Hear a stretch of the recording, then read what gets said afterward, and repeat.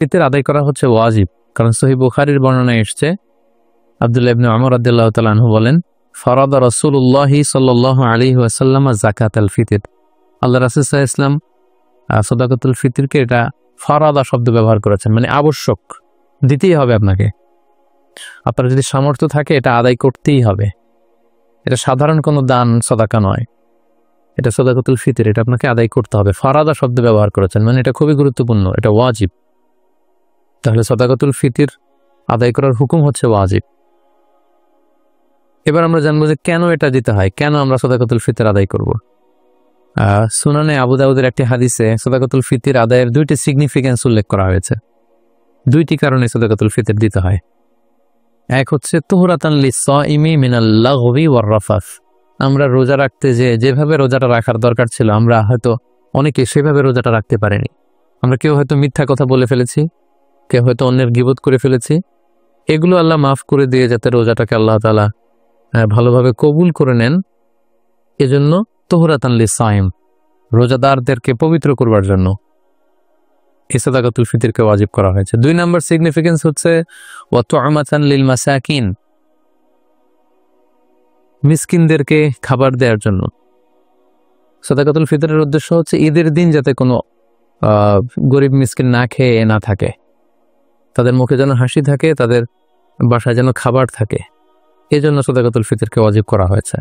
সহজ কথায় বলা যায়, ঈদ আসার আগেই অসহায়দের ঘরে ঘরে খাবার পৌঁছে দেওয়ার ইসলামী প্রজেক্টের নাম হচ্ছে সাদাকাতুল ফিতর।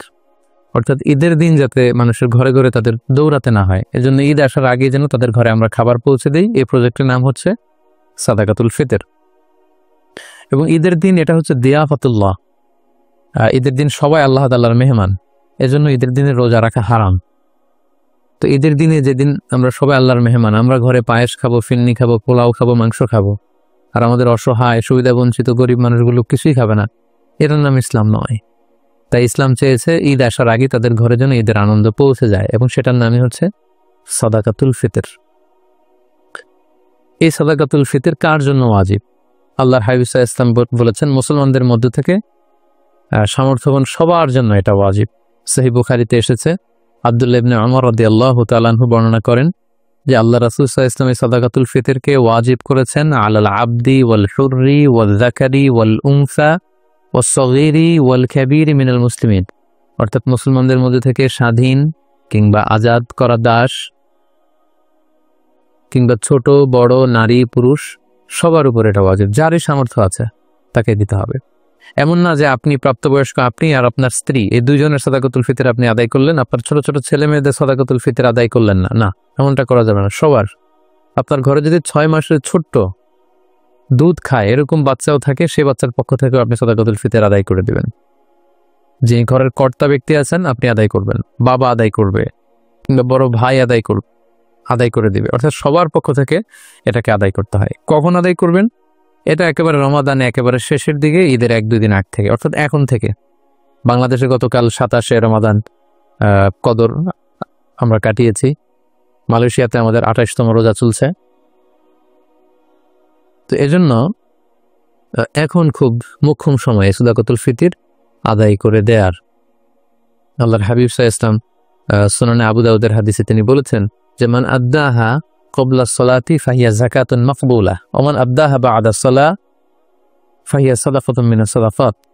এটা ঈদের নামাজে যাওয়ার আগে যে ব্যক্তি এই সাদাকায়ে ফিতর আদায় করবে সে ফিতরার সওয়াব পাবে, অর্থাৎ সাদাকাতুল ফিতরের যে সওয়াব, পরিপূর্ণ সওয়াব সে ইনশাআল্লাহ পাবে। ওয়া মান আদ্দাহা বা'দা সলা, আর ঈদের নামাজের পরে যদি কেউ সাদাকাতুল ফিতর আদায় করে ফাহিয়া সাদাকাতুন মিনাস সাদাকাত, এটা অন্যান্য সাধারণ চ্যারিটি বা দানের মতোই একটি দান হবে। সাদাকাতুল ফিতরের যে সিগনিফিকেন্স বা সাদাকাতুল ফিতরের যে তাৎপর্য বা সওয়াব, এটা কিন্তু তখন সে আর পাবে না। তো এজন্য সাদাকাতুল ফিতর ঈদ আসার 1-2 দিন আগ থেকে আপনারা দান করা শুরু করতে পারেন, এবং এটা ডেডলাইন হচ্ছে ঈদের সালাত। ঈদের সালাতের পরে কিন্তু আর সাদাকাতুল ফিতর আদায় করা যাবে না।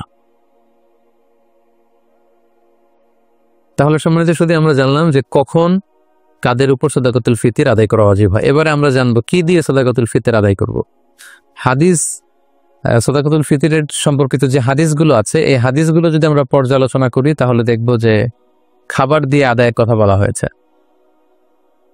সাদাকাতুল ফিতরের হাদিসগুলো যদি আমরা একটু পর্যালোচনা করি দেখব যে 5 ধরনের খাবার দিয়ে আদায় করতে বলা হয়েছে। গম, যব, তারপরে খেজুর, পনির এবং কিশমিশ, এই 5টি খাবার দিয়ে আদায় করতে বলা হয়েছে। আবু সাঈদ আল খুদরি রাদিয়াল্লাহু তাআলা আনহু বর্ণনা করেন, সহিহ মুসলিমের বর্ণনা, যে কুন্না নুখরিজু যাকাতাল ফিতরি সাআন মিন তুআম, আমরা খাবার দিয়ে সাদাকাতুল ফিতর আদায় করতাম। It should be food item.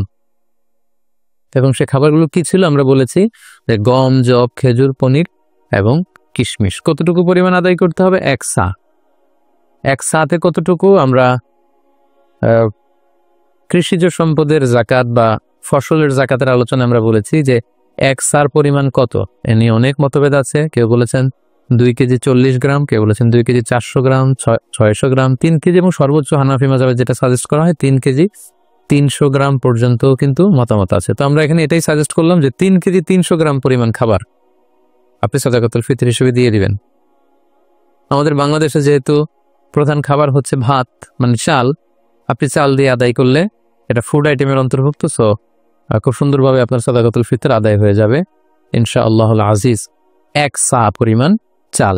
সা হিসেব করবেন কিভাবে? 1 সাতে হয় 4 মুদ। রিপিট, আমি আবারও বলছি, 4 মুদে হয় 1 সা। এখন 1 মুদ কত? আপনার 2টা হাত এরকম মোনাজাতের মতো করে, একজন প্রাপ্তবয়স্ক মানুষের প্রমাণ সাইজের 2টি হাত এরকম মোনাজাতের মতো করে, এই হাতে যতটুকু চাল ধরবে একবারে 2 হাতে চাল নিলে যতটুকু এখানে ধরবে বা আটবে সেটা হচ্ছে 1 মুদ। এরকম 4 বারে যদি আপনি দেন তাহলে হয়ে গেল 1 সা। আপনার নিজ হাত দিয়ে এরকম 4 বারে হিসাব করেও আপনি করতে পারেন, অথবা হানাফি মাযহাবের যে প্রেসক্রাইব করা হয়েছে 3 কেজি 300 গ্রাম, সেই হিসাবেও আপনি 3 কেজি 300 গ্রাম চাল দিলে আদায় হয়ে যাবে ইনশাআল্লাহুল আজিজ। এক্ষেত্রে খুব কমন একটা প্রশ্ন যে খাদ্য না দিয়ে, চাল না দিয়ে, এরকম গম না দিয়ে টাকা দিলে আদায় হবে কিনা। এ ব্যাপারে স্কলারসদের মধ্যে মতভেদ আছে। হানাফি মাযহাব ছাড়া বাকি 3টা মাযহাবে, শাফিঈ, মালিকি, হাম্বলি, 3 মাযহাবে বলেছে না, যেহেতু সরাসরি হাদিসে খাদ্যের কথা বলা হয়েছে, so it should be food item, খাদ্য দিয়েই হতে হবে। কিন্তু হানাফি মাযহাবে বলা হয়েছে যে না, খাদ্য দিলে তো আদায় হবে, পাশাপাশি এটার মূল্য দিয়ে দিলেও ইনশাআল্লাহ আদায় হয়ে যাবে। এবং শাইখুল ইসলাম ইবনু তাইমিয়া আলাইহি রাহমা উনিও এই মতামতকে গ্রহণ করেছেন যে ফিতরা খাদ্য সামগ্রী দিয়ে আদায় করা উত্তম। তবে এমন যদি হয় পর্যাপ্ত খাদ্য পাওয়া যাচ্ছে